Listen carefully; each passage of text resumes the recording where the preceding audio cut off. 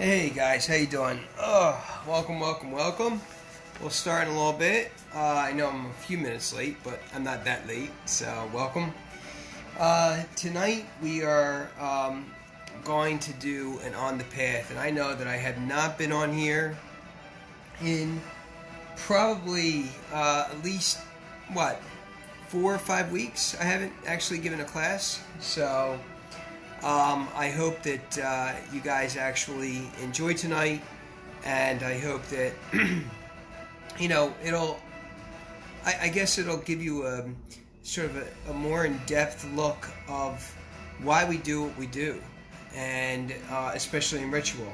And I called this show tonight "Why is Water West?" because, quite honest with you, it's an interesting question, and why is it that we consider water to be west and other elements to be at other locations? And so that's what we're going to actually do tonight. That's going to be the basis of our arguments that we'll pose and answer. And I'm going to start with the Druid's prayer of the Druid Order of Blessed Stone and Wood. So that I might ground myself in the presence of the kindred, what our deities, our mysticals, and our ancestors. The sign of the most holy ancient cross, from the north to the south and from the east to the west, a perfect offering will be made. May we have the honor to be wisdom to divine, and from divining to knowing, and from knowing to studying, and from studying to understanding, and from understanding to applying, and from applying to creating, and from creating to gauging, and creating and from gauging to helping, and from helping to teaching, and from teaching to healing, and from healing to allowing to freeing. Grant, O kindred, ye protection, and in ye protection ye strength, and in ye strength ye understanding, and in ye understanding knowledge, and in ye knowledge of justice. Justice frees Druidic balance from the physical law of the heart, from the cosmic law of the soul, from the brand law of the mind, from the universal law of the spirit. There creates my Druidic tetrachonomy. Within the limits of the Druidic tetrachonomy liveth my great law of 4. Within the limits of the great law of 4 liveth my excellence. Within the limits of excellence liveth my perseverance. And in the peace of perseverance, the love of it. And in the love of it, the love of ourselves. And the love of ourselves, the love of all existences. And the love of all existences, the love ye give us as mortals. Ye whom are from source. Ye whom are with force, ye whom are of course. Without absence, in and of all goodness, in and of all fullness, in and of all creation, in and of all realms, in and of all Gwynfit. Slancha, Gita Awin. Thank you everybody for joining. So, I want to start by talking about a very interesting topic that we pinned the topic up the top. If this is a watch party that you're watching us on, and you want to give some significant questions, please do so on the live, which is this that we're doing right now. But if it's the watch party, go back to the live, which I'll probably run right after this. I like to hear what I say, and I also like to hear the things that I've learned after saying them. So I think that that's good. So I think without further ado, we should start. Here we go. So, welcome everybody. My name is Druid Niklas Deklan, founder of the Druid Circle. I am a third novitiate with the Druid Order of Blessed Stone and Wood, and I am a first degree Druid with Druid University. I'm also going to be editing Druid Living, a conservative pagan media outlet. And we're also forming a sort of a circle of like minds, and hopefully that'll happen sooner rather than later, and we'll begin to bring orders together so that we can determine how we move forward in conservative thought. So tonight's topic, why is water west? And I wanted to do this because, it's funny.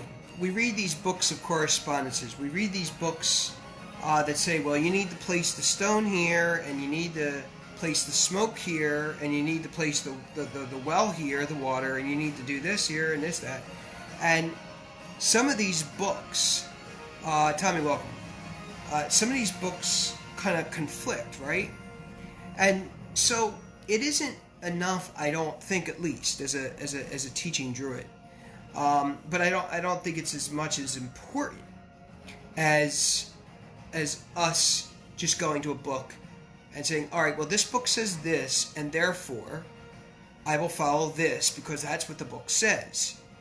Because the inquisitive mind, the Druidic mind, the Gothic mind does not do that.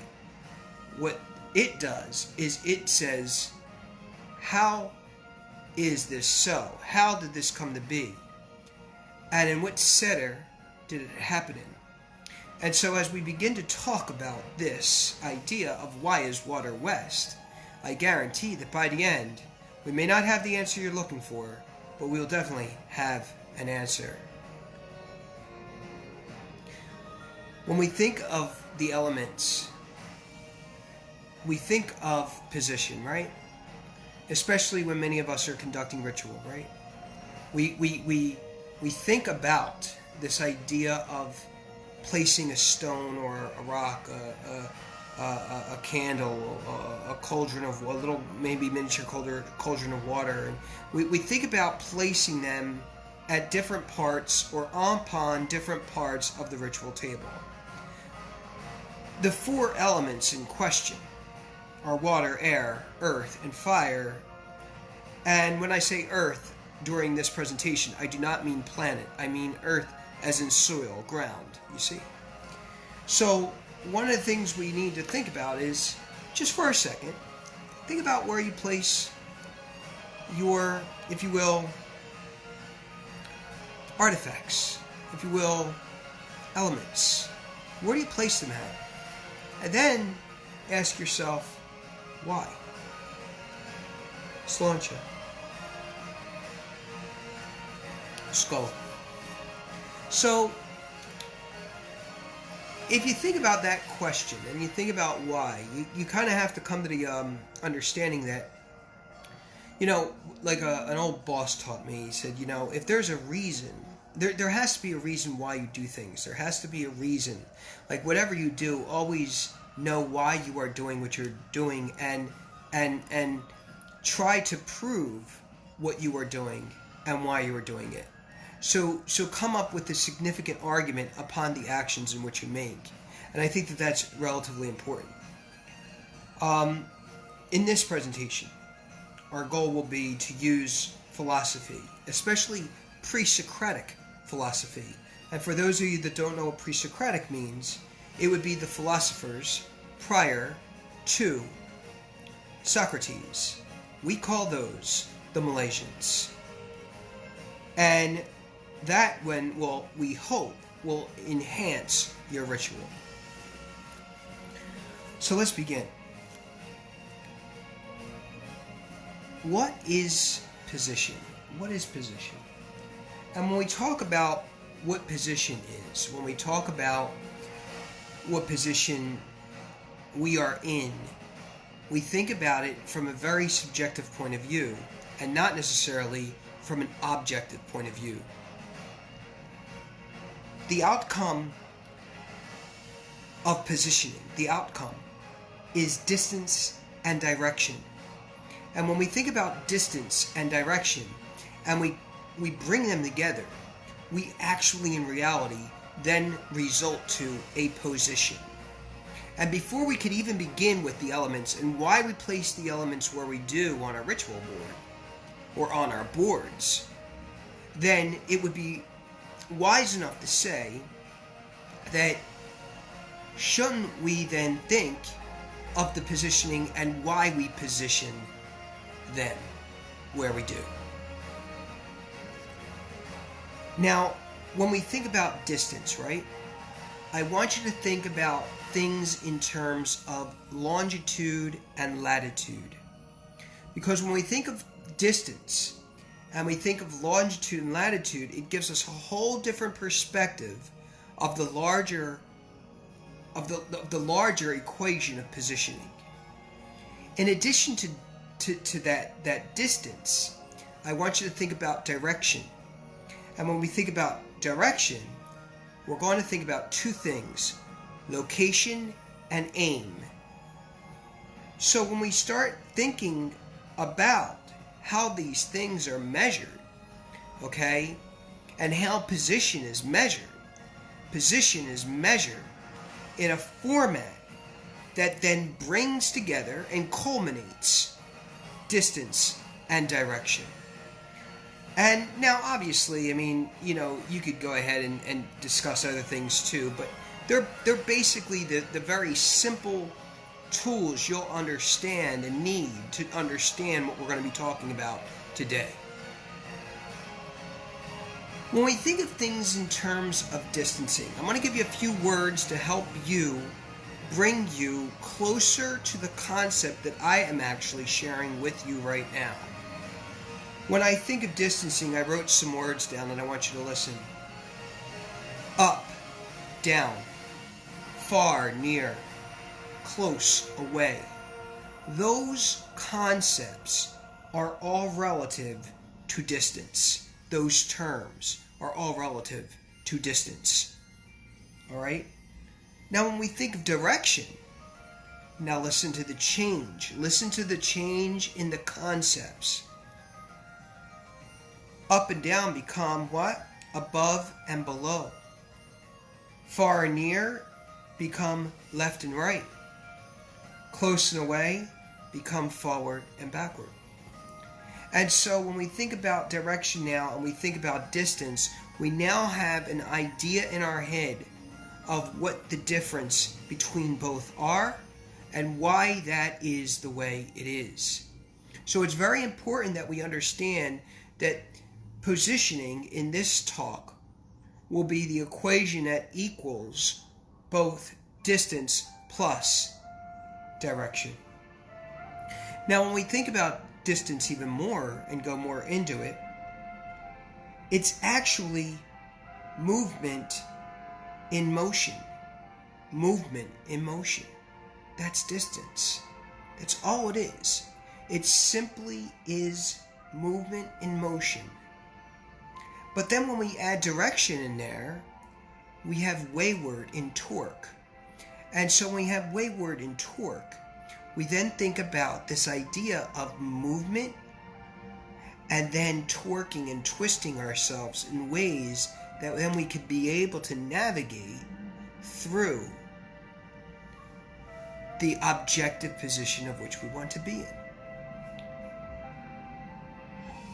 I think that if we were to ask two questions, and we were asked what would be a question to ask with regard to understanding distance a little bit more, I would say it would be, where is one going?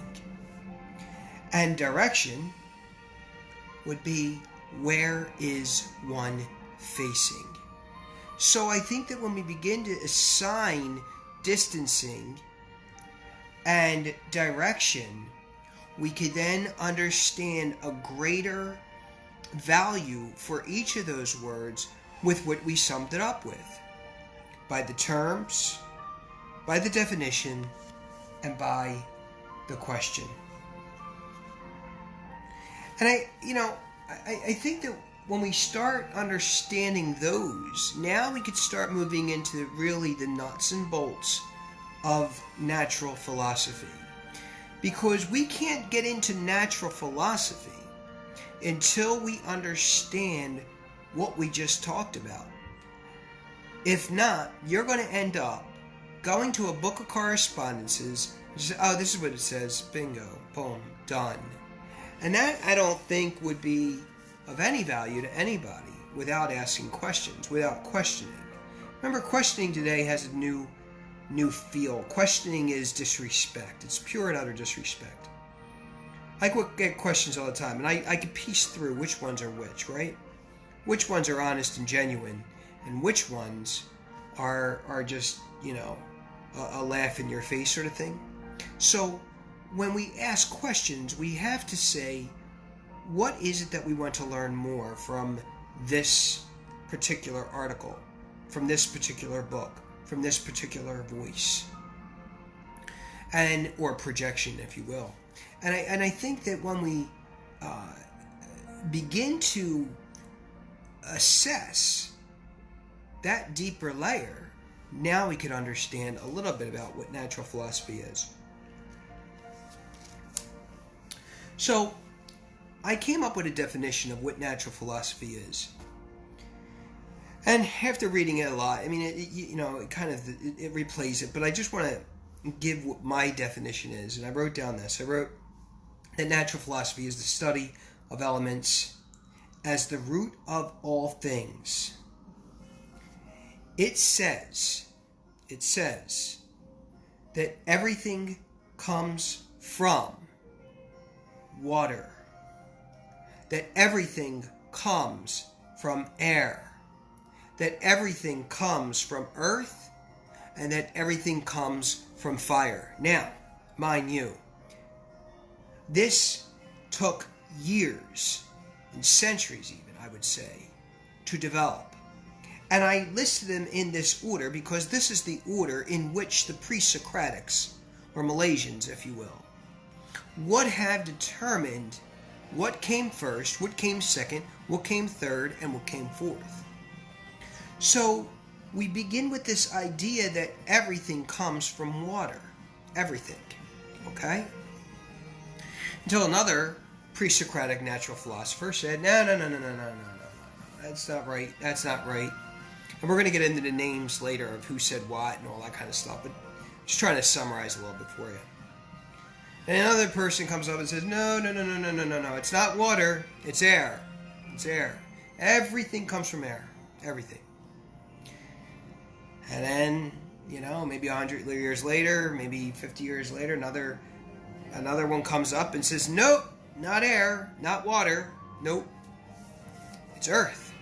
Everything comes from earth. Not the earth as in the earth itself as a planet, but the earth as in soil, right? As in dirt, as in the layer, that we walk upon on this land. And then, finally, obviously, water, air, and earth went out the window, and then some new one comes by and says, nope, you guys are all wrong. Everything comes from fire. Everything comes from fire. And when we use the word everything, right, these guys were like, everything. I mean, every single thing. Now, obviously there's certain things that we have today, certain substances and things we use that weren't around back then. Plastic. Right. But, I would say that every single thing that they could see and sense, that the philosophy was that it stemmed from these four elements. Okay? Once we understand that as a premise, okay, we begin to understand that these Malaysians, or pre-Socratics, or those who were or preceded Socrates, would have been inclined to that there could have been a reason why that they said that everything, flowed from these. But it was more than that. And that was just sort of a simple definition that I wanted to start off with to get you guys starting to think before we go further. Now, if you think about these four words, okay, if you think about water, air, earth, and fire, right, what do all of these words that we notice have in common? Water, air, earth, and fire. And if you start thinking about that, I don't want you to think about the concepts of them. I want you to think about the words themselves. They all end in a form of the letter R. Now, why is that significant? Okay, so that is significant, and here's the reason why. Because I need you to stick with me here, because now we start getting deeper and deeper down the rabbit hole, okay? Proto-Indo-European roots were very significant. More so than the Proto-Indo-European roots are the placement of the letters. These designs, whatever they would be, the symbols that they would be inscribing to represent a sound or an utterance, right? Because even roots themselves today, which are roots and have affixes, either the prefix or the suffix, okay? Even all that, these roots were still prefixes, suffixes, and all other, affixes. And so they all end with a form of R. And it's very, I guess it's important because the letter R, okay, indicates that that word is substantial. Not in the sense that the word itself is substantial in language, but that the word itself comes from substance. Okay?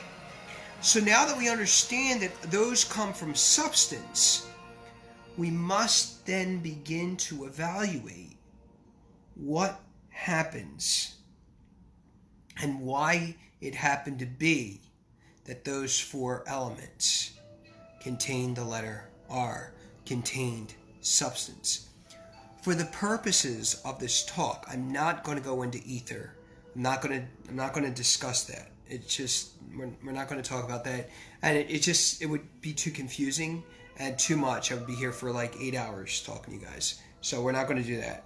But we call water, air, earth, and fire. We call these things natural elements, and those are the basis of natural philosophy. See how we did that? Okay. Now, let's talk more about the letter R and why this is super important. Okay. When we talk about the letter R in runic, okay, the symbol wunyu, okay, which looks like the letter P, but instead of circular, it's a line, and then I'm actually doing spell. This is what spelling is. This is where you get the whole word, like casting spells and stuff like that. You spell in the air. So that's what I'm doing for you. Who knows? I'm actually doing magic right now. You wouldn't even know. All right. So here we go. So we're drawing that letter, okay, and it's a letter P. But instead of a circular, like the ending of the D on the flat base, it's just a line down and a line over. To you, looking at me, it would look like the less than, the greater than sign. Remember the I guess it would look like this, okay? And then you would have the line down here. So boom, boom, and then that's it. Now, a lot of people get that confused and call that letter Petro because the letter Petro looks like it begins with a P, right? And so they assign that to that. And for some reason that's a wrong way of learning, right? Petro is actually a dice cup. You don't have to know all this stuff. I don't even know what I'm talking about. I just want to let you know that it's Wunyu, okay? So Wunyu is the letter, that letter, if you will, P. Now, interestingly enough, when you take an extension from the corner of the base of the middle section and intersection of the line moving outward, forming the bottom part of the P, and then the stand, we're going to draw an extension that now makes it look like an R. And so, Wunyu becomes Raido.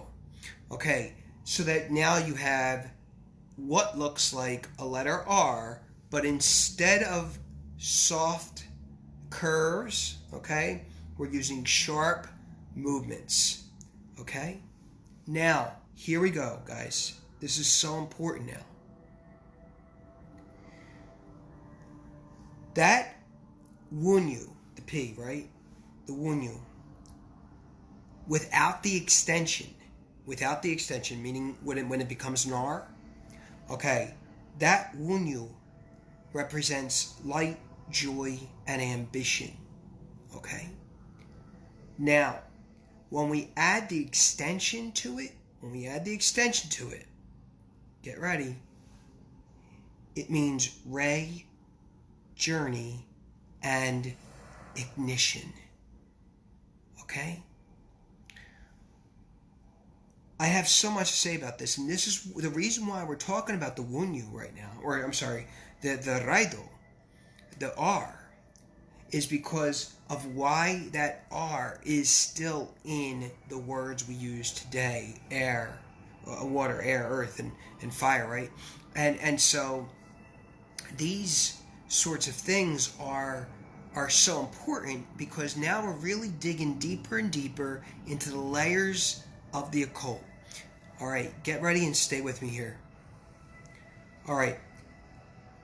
So, in reality, not myth. Myth means truth. Reality means of true or true. It's not truth itself. It's not myth itself. So in reality, when you look at the raido, okay, it has two types of lines. One is an up and down, right? And the other is a zigzag. So here we go. It goes down, over, and down again. Now if you take that thing that goes down, over, and down again, and you draw this, then you're looking at this, and over, back, and there. And there is your R, and there is your raido.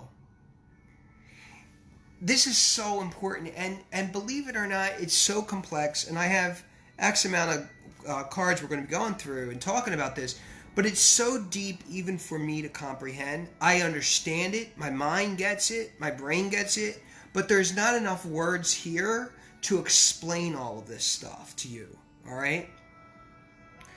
So that's why one of the other things I'm doing this for is also to make me more proficient in vocabulary to help you understand and have a greater appreciation for all of this beautiful stuff, you know.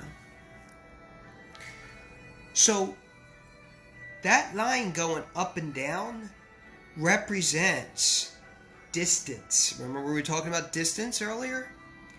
That line that's making that zigzag, what's that showing? It's showing turns, right?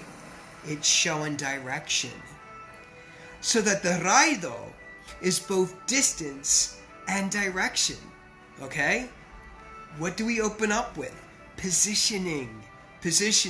And that's why before we even start with elements and fire and start doing magical like tricks and all these other things, you must have the foundation before you do any of this stuff. I could tell somebody, oh, you want in the face, well, you got to stick the rock there, you got to stick the candle there. No. Explain to these people who are new druids, or are aspiring druids, or are postulates. Explain to them, this is why we do what we do. Don't just indoctrinate, educate, okay? So when we stick the zigzag or the direction with the other, okay, and that just happens to be Isa and Soilo, okay, when we stick those two together to make the raido, okay, we actually have something beautiful. And what we have, in a sense, is the word vehicle.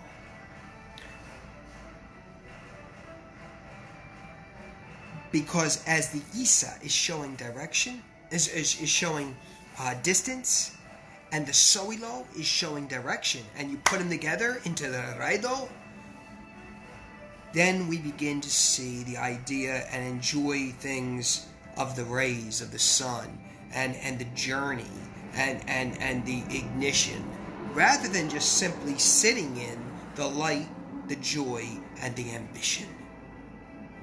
I hope you guys are enjoying this. I tell you, I had a really good time putting this together for you. Okay, next. All right, let me get some tea. Skull. Slancha. All right. Now, so with motion and torque, you need a vessel. Okay, we were talking about motion and torque. We were talking about motion.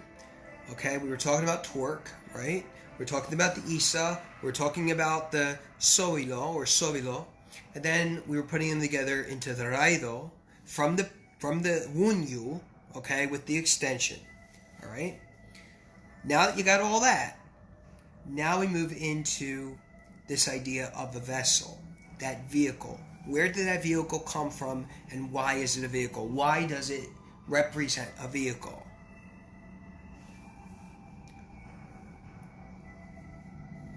Any vessel, okay, is used to do what? Any vessel. Any vessel is used to transport, right? We just so happen to call that vessel a vehicle, all right? And we call that vehicle Raido. Now, some translations of Raido are obviously rays, okay, like the rays of the sun, right? So we would say, well, wait, why are rays of the sun a vehicle? Because they are the vessel, right, that brings the sun to us, right? Without the rays, we wouldn't have, without the vehicle, without the soil, without the Isa, the basically fire and ice, right? And that vessel, that Raido, without that Raido, we wouldn't have anything, right? It would be completely lifeless. And we're going to get into that soon because we're going to talk about energy. Oh, it's going to be awesome. You're going to love this. All right. So, like I said, when you have, when we have any journey, I wrote, we look for a final destination. We also enjoy, if you will, from the Wunyu, the adventures to be taken, right? And with any vehicle, something will either come from it or come out of it. Now that is important because, like any vehicle, something will come either from it or out of it. And that's where those natural philosophers got. That's where those natural philosophers got the idea that the elements were more than elements, but they were vehicles. They were vehicles. Hence the reason why I named our Druid religious order, or Druid order, I named it Druid Order of Blessed Stone and Wood. Alright, so now that we understand that what vehicles do, that something come from it or come out of it, it's a journey to be taken and get to a destination, right? To deliver something, to bring something from one place to another place, to transport. And trans means what? Beyond. It's beyond anything comprehensible, right? And so that's where we get that idea, all right? Now, 4 key natural philosophers, all right? We need to, before we talk about these philosophers, I want to just touch on a little bit more about this journey, okay? The journey is exactly what natural philosophers had in mind: heart, soul, and spirit, okay? Because remember, our Druidic tetrachronomy is more than just a soul, even though a lot of people use the word soul, but when we start really getting into things, the nitty-gritty of stuff, we are heart, soul, mind, and spirit. And you can't have one anchor without the other anchor, right? You need all 4, okay? Whereas I disagree with, I would say, Augustine in that we are just mind, body, and soul. I don't believe that so much. I think that the body is just the vessel, is the vehicle, right? All right. Now, if something came from it, or something comes out of it, what is it? When you look at the sun and you look at all those rays, okay, you see that not only does it have distance, and will those rays carry distance, but they also carry direction, right? When you look at the sun, if even you know, in kindergarten or first or second grade, I don't know the age, you know, you know, I taught high school. My point is that when you even draw the sun, you start drawing those lines out, right? Those lines, those isas out of the fire, right? So interestingly enough, when we draw that sun, we see distance. That's why some of our lines are longer than others. And we see direction, because some are pointing some ways, others are pointing the other ways. So that it becomes a full circle, a Druid circle.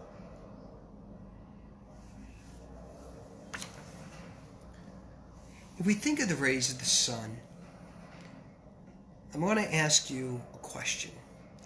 How many rays of the sun are there? How many? 10? 20? A billion? A non-million?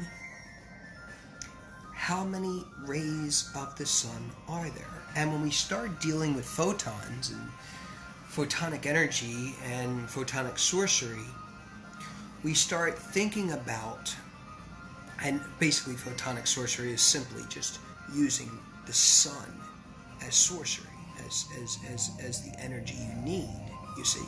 And as Druids, we are sun. We are of the sun, right? We are the mediators between the gods and men.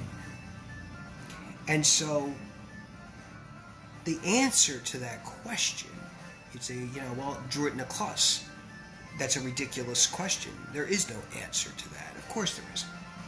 But there is. And the answer is everything. Everything is the answer to that question. How many rays of the sun are there? And that is the reason why natural philosophy needed to happen. Because it needed to demonstrate that these four elements mimic the sun.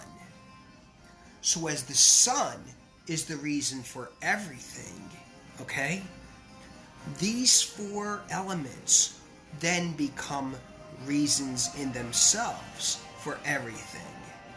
Sort of like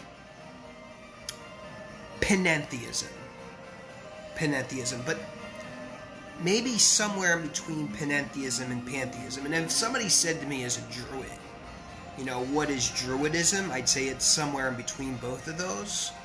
You see what I'm saying?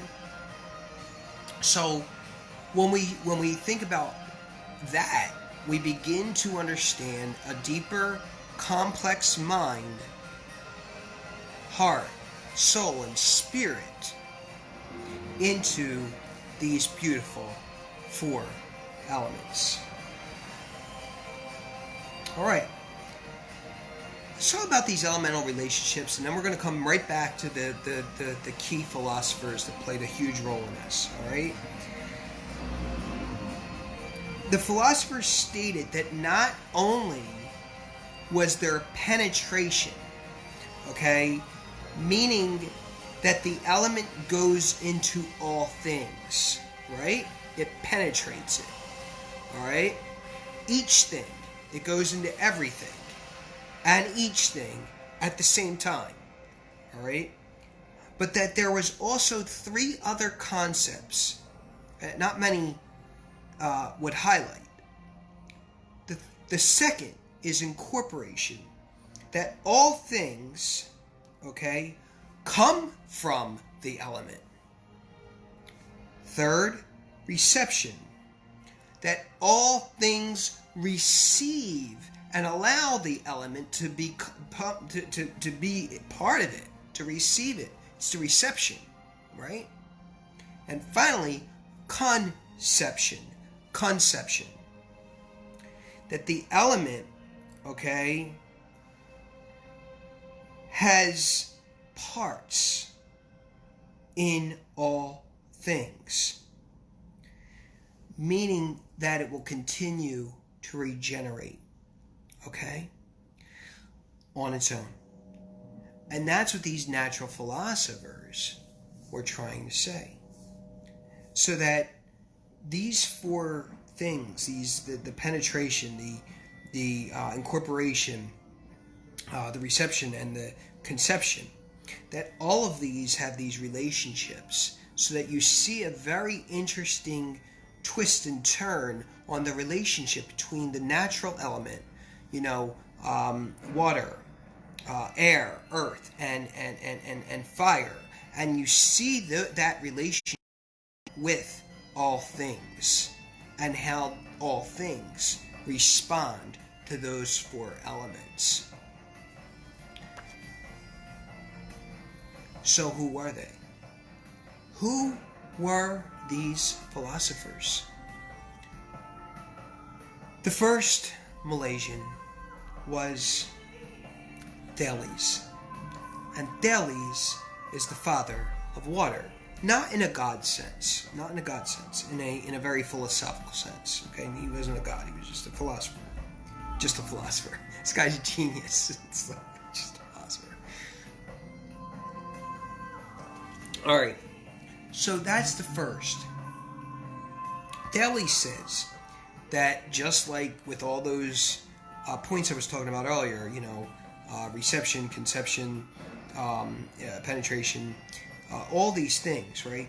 That water is it. Water is it. It's and a lot of people will say, well, what are you?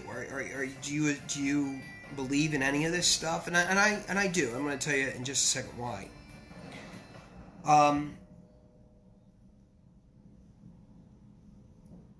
Anaximenes was the father of air.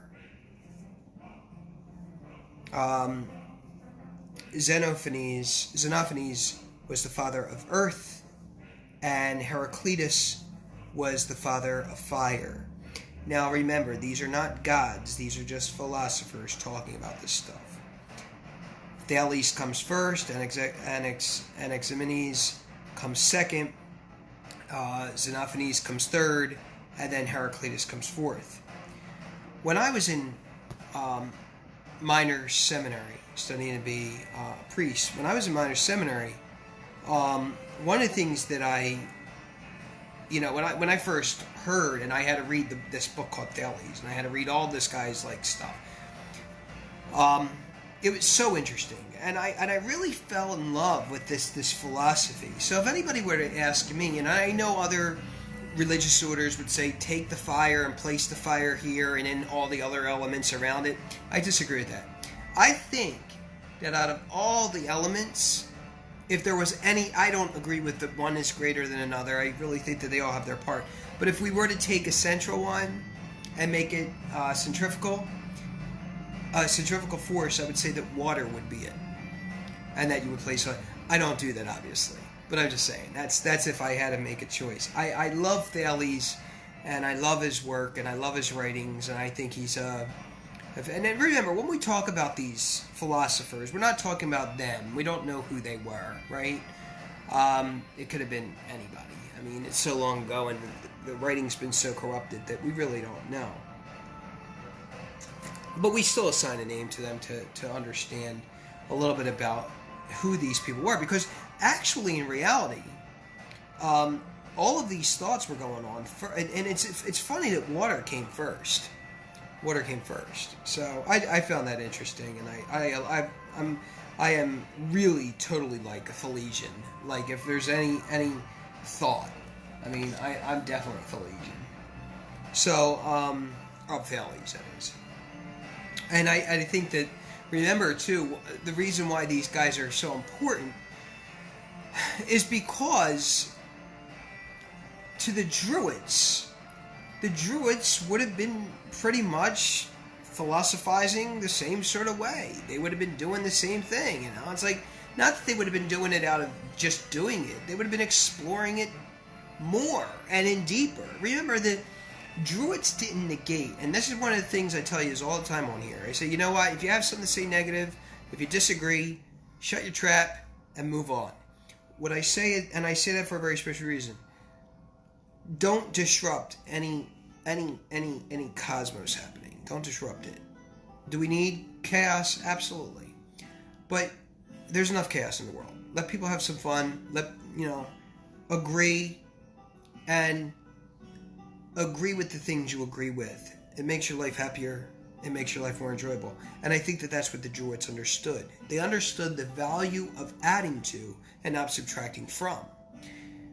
So they took this idea of the Malaysians, the pre-Socratics, the natural philosophers, and they said, wow, this is pretty cool stuff. And we see that where? We see that in the laws, we see that in the folklore, we see it all. I mean, it's all there. It's all there. And as you read these pieces of folklore, right, and you line up the time to the natural philosophical ideas, you will see emphasis in air, emphasis in water, emphasis in fire, emphasis in earth. You see what I'm saying? So it really is very cool stuff. It's like so awesome. It's awesome. I love it. Love this stuff. Love it. And you gotta love the Druids. You gotta love the Druids. You gotta love them. You gotta love the Druids. You must love the Druids. Because they were awesome. They were awesome. Like there's no group, there's no order, there's no religious order greater than the Druids. I'm sorry, you could tell me witches are cool. I mean, that's cool. Bards are cool. That's fun. Farmers are cool. That's cool too. We need food, right? But the Druids, man, they're like great. Man, I'll tell you, they were keeping the priesthood great. I'll tell you that, and making it and continuing over and over to make it great again. All right, so let's continue. We can equate, I wrote, these elements, the four elements, right? Water, air, earth, and fire, and to directional points in two ways by our atmosphere. Okay? A, through temperature and humidity. B, through energy and also density. Okay? So temperature and humidity, energy and density. Let's take and start with temperature and humidity. Okay? All right. So,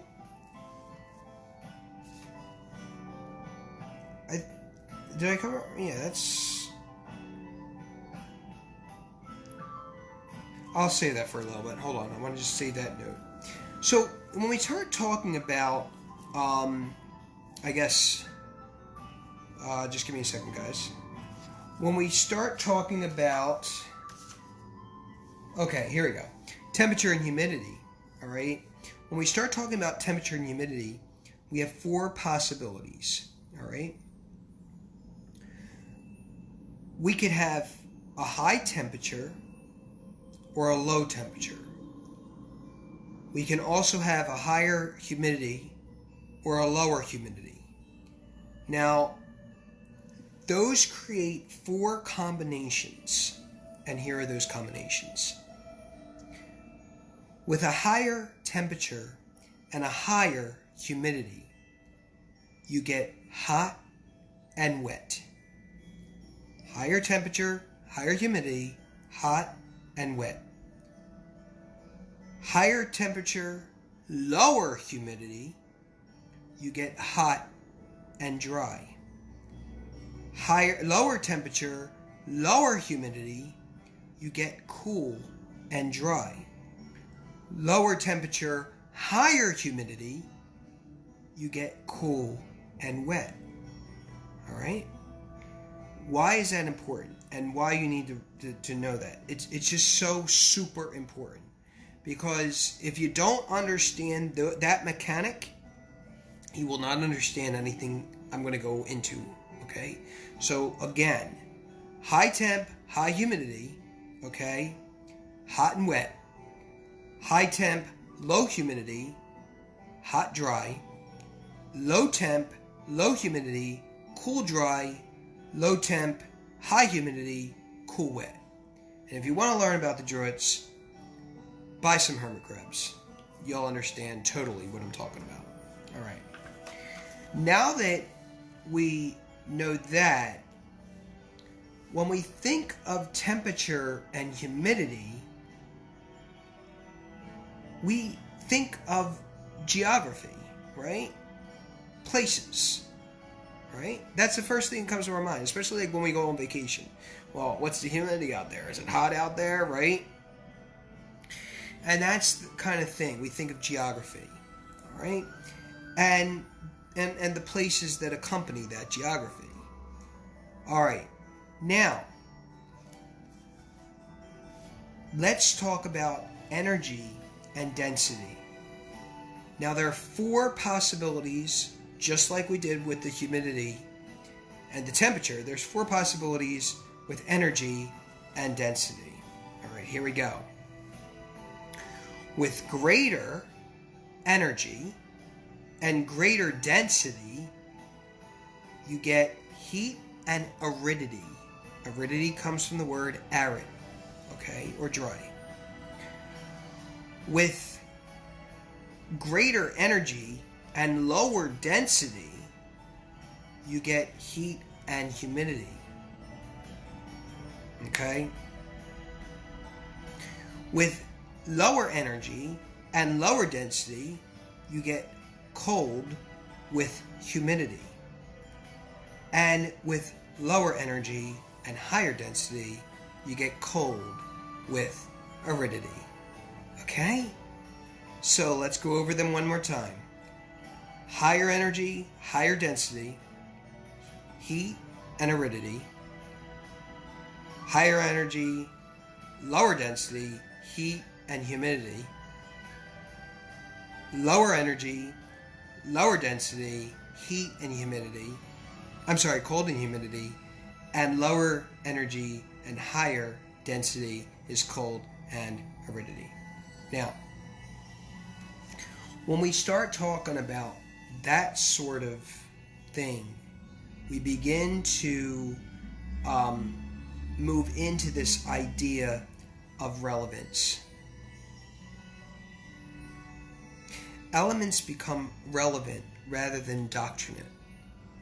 The Druids and the priests of old would have, I wrote, seen the natural elements based on geography and topography.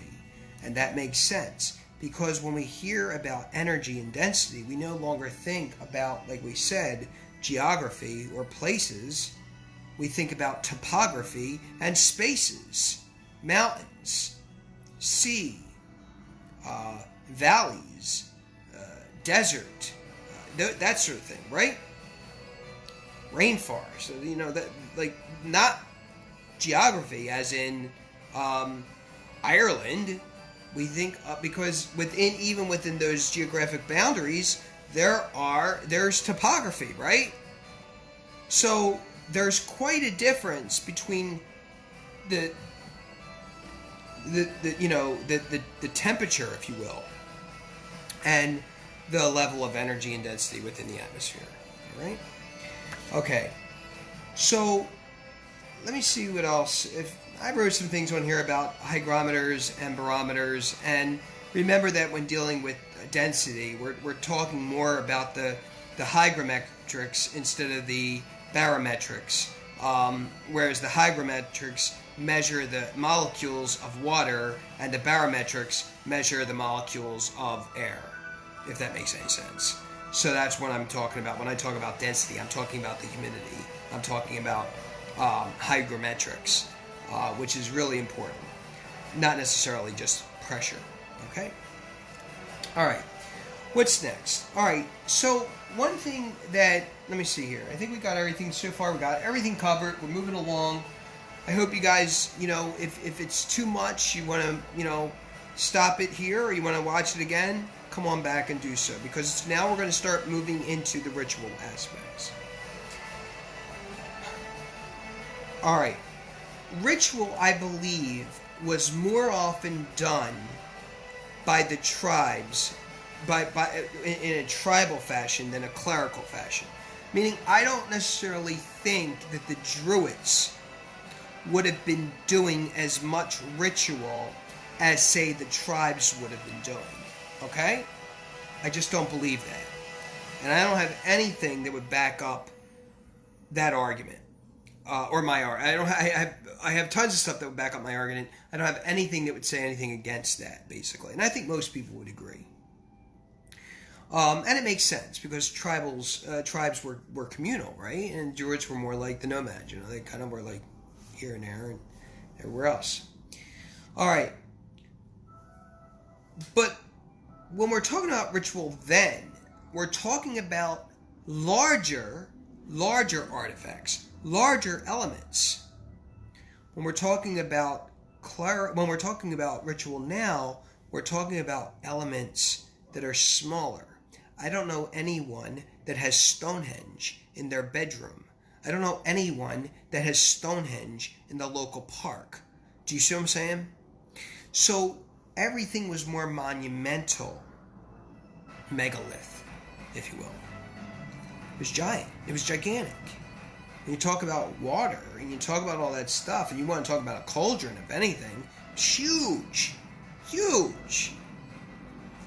And they made huge pots of things for the entire tribe, if you will. So I think that even when the Druids would have conducted ritual, which I think the lowest common denominator would probably be twice a year on the solstice.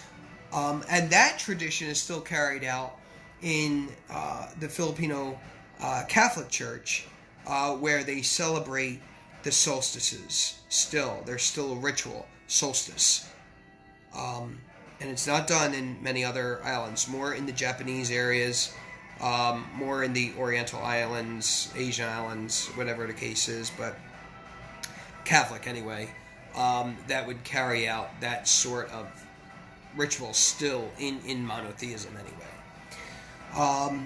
The other thing that I want to say too is that the Druids would have taught that the tribal leaders, and this is where we begin to start looking and knowing the topography, that water was wet and cool, and that air was wet and hot, and that earth was dry and cool, and that fire was dry and hot. That makes sense, right?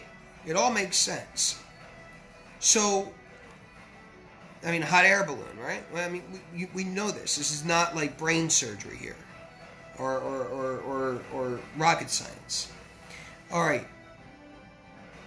I have that the elements were relative to location. And the reason I have that is because remember that when performing ritual, I would think that the altar would have been facing, at least this is what I think, the altar and everyone would have been facing east. And that the ritual would have, at least the Druidic ritual, not necessarily the tribal ritual, it would have lasted a short period of time. It would have lasted almost all day long. It would have started at the start of the sunrise, dawn, twilight, all the way until the sundown, I think, and twilight, I believe. So it would really last all day. It would be an all-day affair. I think the Druids at least. Whereas the tribes, I think their rituals were shorter, maybe a few hours long, not necessarily an all-day affair. I mean, they could have been, but in a sense where they would have had all sort of... I'm talking about, though, the length of the ritual, not necessarily parts of the celebration around the ritual. So please make sure you quote me properly on that. Now, when we start getting more into places, knowing the geography of the Druids would have taught the tribal leaders that water is west, air is north, earth is south, and fire is east. Not necessarily because they just invented it, but it was where they were located. I talked to a person and I said, where do you stick your earth element at? Why does your, or where do you stick your water element at on your ritual board or your board?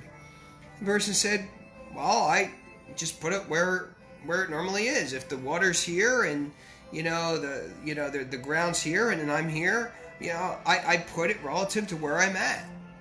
So when you had those 4 elements, it would have been relative. But think about it on a larger scale. East of Gaul would have been the desert, okay? East of Gaul would have been the desert. And that's why you keep the dry things there. West of Gaul would have been the Atlantic Ocean. That's why you keep things wet there, on west. So why is water west? It would have been basically where Gaul was. And the reason why the Roman Empire needs to move Gaul to Rome was to bring the Romans home to that land in which they conquered all the tribes on it and other monstrosities. But we digress. All right. What I don't want you to do is I don't want you to confuse, though, geography and topography with tradition and symbolism. And there's my trigger warning. Because I don't want you guys used to come on and be like, well, wait a second. He said what? He said water was what? But Llewellyn's or Elwyn's tells me, no, that's not the way you do it. Water goes here. Oh my God, I don't know what to do. I can't take it. I need a mental health vacation. And the reason is because you've been indoctrinated. So when you hear anything new, it disrupts your indoctrination, and that's the reason why you can't take different things. You can't take it because you weren't given the opportunity to take it, and you don't know how to handle it now. All right. We have and that's why we have many conflicting views. But in looking at all the views and looking at where, the earth is, the air and all that kind of stuff, there's 2 views, 2 neo-pagan views. All right. Sorry, guys, I'm really short. Okay. Number 1.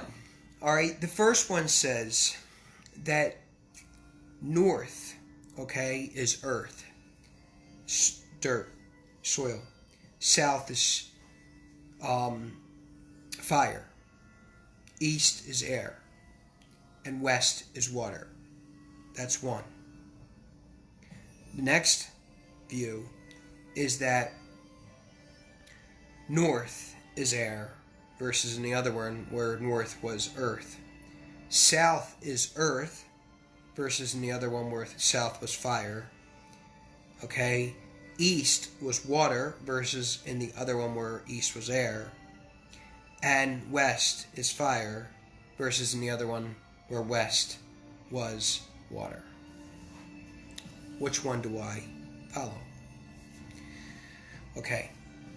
So I want to tell you a couple things, and before I get into that, I want to bring up a question that was brought on to me in the last live I did on Ask a Druid. And the question came up, what are the 4 talismans of sun? It was a very specific question. So this person had already known the answer to this question. Because when you start asking very specific questions, you already know the answer. Okay? These are questions not necessarily to ask. in genuine. It's basically to test to see how much does he know. You see, I mean, I generally answered the question, whatever the case is, and I just said I didn't know because the person used the word talisman, and I'm like, I never heard of the 4 talismans or whatever. Here's what happened in the Middle Ages, and I am very, very careful with Middle Age stuff. Because I know that there's a lot of influence there, a lot of agenda there, just like today, right? There's a lot of agenda. Back then, it was for a theocracy, and today it's for party bosses, political bosses, right? So to get their agenda across. So one of the things that we learn in this kind of Middle Age time, if you will. They're trying to figure out how they can make Merlin a druid to Arthur in the way of doing it. And remember, there's 2 authors, right? There's 2 King Arthurs, all right? But doing it in a way of writing it specifically to make sure that the story is told correctly, right? And in this, I would say that there are these 4 treasures. I call them treasures. Sometimes they're called artifacts, and sometimes they're called jewels. I've never heard talisman. So when the person asked me this question, what are the 4 talismans, what are the directional points, and how they correspond to the Tuatha De Danann, or the Tuatha De Danann, then I would say that, because Danu is not Danu. Danu is Donna. Donna. So you got to learn how to pronounce your words and say them correctly, because then I have no clue what you're talking about. The talismans. Talismans are the word talisman to me has a very, very, very Native American concept. It creates that Native American, those that occupied this land prior to our invasion. Now, more so, I would say that that's when I hear talismans. I mean, that's what I think. I see this here as a talisman, my bullion, right? Something perhaps to wear. So I don't necessarily see these 4 as talismans. And there's even a lot of problems with these talismans or these artifacts or these jewels, or what I call treasures of the Tuatha De Danann, or Danann, sorry. One is the Cauldron of Plenty, the other is the Spear of Knowledge, then you have the Stone of, I believe, Destiny, and then the Sword, I think, of Battle. Now, when you take all of those, the Cauldron, the Spear, the Stone, the Sword, they all relate to a god or goddess. So the Cauldron relates to the Dagda, Spear relates to Lu, the Stone relates to Tara, and then Sword relates to Nuada. Now, these have directional points, and it is said these directional points are the directional points that will eventually land in Tir na Nog. So, but I mean, a lot of this stuff is it's like saying, how many circles of heaven are there, and how, or hell, and how many rings of hell are there, in Dante's Inferno, right? So the Middle Ages, what it tried to do is it tried to begin to design, based again on folklore, it tried to begin to design what these metaphysical realms looked like, right?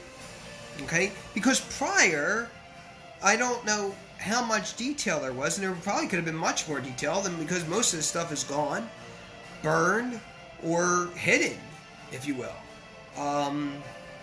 It's like when you're writing down stuff, it's like you stick it in the shredder, do you file it away, or is it so important that you hide it in an envelope and put it in a vault somewhere, right? Kind of the same thing. When the early Vates or witches or witches. That's why you have the word Vate or Vatican. The word comes from the word witches, who took over the role of the Druids, and them, along with the Celtic dynastics, I would say the Ishmaelites, who are now Islam or Muslim, and the Roman Empire. All of it took out the Druids because they knew how powerful they were. Just the way it was. All right. So those directions, then, if you're going to start talking about direction again, then the answer can't make any sense. The reason why it can't make any sense is because if we're talking about these 4 artifacts, well then, and we're using that first model, well then the stone's going to be north, and I wrote that the sword's going to be east, and the spear's going to be south, and the water's going to be west, right? And if you're talking about the second model I gave you, then it's going to be the sword is north, the stone is south, the fire, the west is the spear, and then the cauldron would have been east. I say this. I say, do what you do. Now, the Druid Order of Blessed Stone and Wood, obviously, our religious order, which the Druid Circle isn't, obviously. It's the social arm of it, not the spiritual or religious arm of it. But the Druid Order of Blessed Stone and Wood, in my dealings and talkings with the Druids and personal gnosis and reading and things like that, I've decided that this would be the cardinal points. The north is earth, and that is represented by stone. Okay. The east is air, and that's represented by a spear. Okay. I usually put a feather out to remind me. Okay. The south is fire by sword, or sword by fire even, right? Because it's forged in fire, right? And then water would be west, and water by cauldron, or cauldron by water. Because in between, I wrote that the west and the north, you would have valley. And in between the north and east, you would have mountains. And in between east and south, you would have desert. And in between west and south, you would have ocean. Which then gets back to that whole water is wet. And that's why water is west. So, what is the answer to the question? Why is water west? It is west because of position and experience, and that rounds us up for the very end of our On the Path. I hope you all enjoyed it. I hope you had fun. I hope you learned. And more importantly, the stuff that I teach is nowhere. You can't find it anywhere. The reason is because I don't teach from a book. I don't believe in that. I teach from a number of things, along with personal gnosis, along with the information that I'm getting from the most holy ancient Druids, from Evoline, and Anahara Nolfa.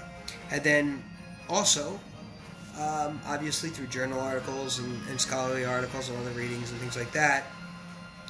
But more importantly, because I am one with the Druids. And, I want to be very careful the way I teach, because I don't want to misteach.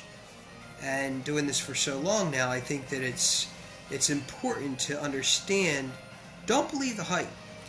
When you go to a religious order and they say to you, or a Druid order, and they say, here, sign up.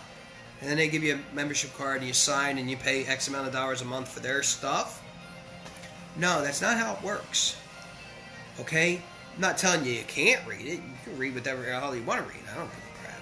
But what I am saying is the stuff that you'll be learning, especially in the university, will definitely be stuff that you've never learned in your life. And you haven't learned it because we are doing something new and great. And that is, we are no longer, okay? We are no longer rehashing hippy-dippy druidry of the 60s. We are going back in time, and we are reevaluating everything. So when people say to me, wait, Druid University is 24 years long? That means if you're 50, you're never going to complete it. That's right. So then why would you do that? Why would you make something you can't complete? To show determination, humility, wisdom, vision, strength, and courage. To know the difference. With that, everyone, we'll see you on Serene Sunday. I believe that's the next show we're doing. Look out for tomorrow. I believe tomorrow is Druidism 101, where I take about 3 paragraphs and it's straight info. It's a post. I'll be putting that up. I'll also be doing Logical Fallacy Friday, where we take some sort of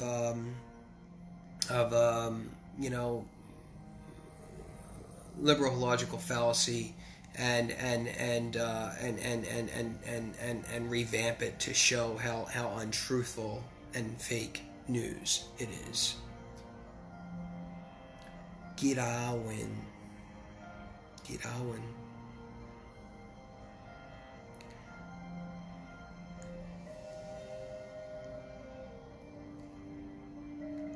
I love the Druids. I love them. I do. I really do. Like, I mean, the connection that I have to these holy men and women.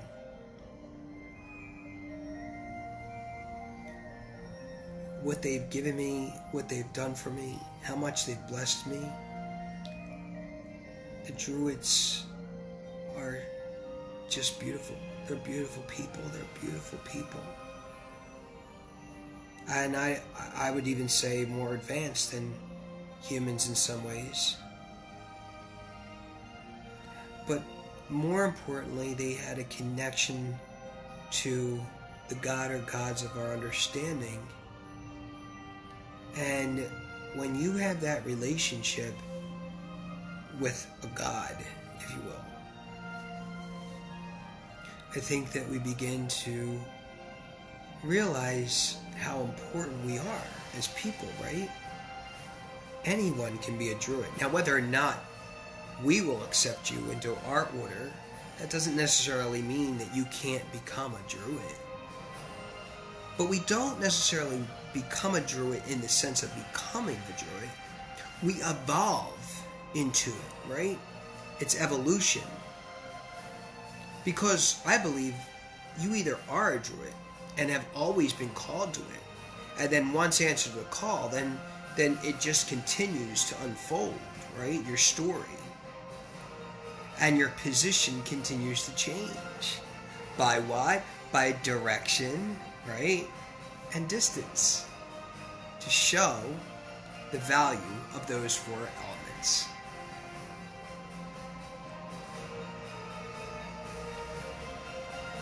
Arenit, Slancha, Est le mogui, Taseifo.